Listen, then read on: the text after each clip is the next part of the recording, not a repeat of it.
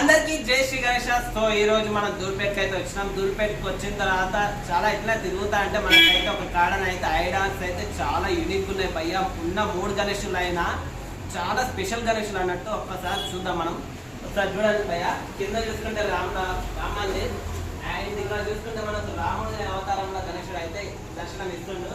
So ఒక చేతులేమో మనకు ఇల్లు బాణం చేతిలో బాణం అంటున్నాడు. సో రాముడు అవతారంలో అయితే మనకైతే గణేశుడు అయితే దర్శనం ఇస్తుంది. అండ్ ఇంకొక చూసుకుంటే సో సింహం మీద గణేశుడు అయితే వెళ్తున్నట్టున్నది. సో దగ్గర ఒకసారి చూడండి.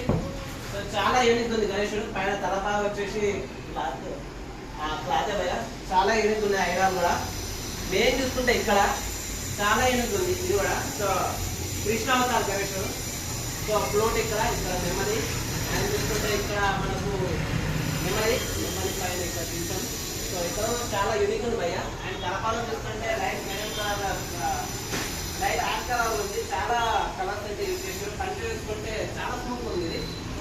సో డిఫరెంట్ కలర్స్ యూజ్ చేసారు. అండ్ లైట్ బ్లూ కలర్గా మనకైతే దర్శనం ఇస్తుండే. అండ్ కింద మెయిన్ చూసుకుంటే భయ్య నాగశేషుల మీద శ్రీకృష్ణ అవతారంగా నిల్చున్నట్టు. సో కింద చూసుకుంటే మనకు సముద్రంలో నాగశేషుల మీద నిల్చున్నట్టయితే గణేశుడు అయితే సో శ్రీకృష్ణ అవతారం అయితే ఉన్నాడు. అండ్ నేను చూసుకుంటే కింద ఉన్నాడు.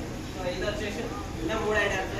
ఇక్కడ కొంచెం అడిగినా కాకుండా కళాకారు నామ అయితే తెలియదు. సో వచ్చేసేది మీరు కూడా వచ్చేసేది. సో అయితే 3 గణేశులు అయితే స్పెషల్ యూనిక్. సో ఇలా స్పెషల్ యూనిక్ అన్నట్టు మీరు కూడా రండి ఒకసారి విజిట్ అయ్యి. సో మీరు కనుక లైక్ చేయండి, షేర్ చేయండి, కామెంట్ చేయండి.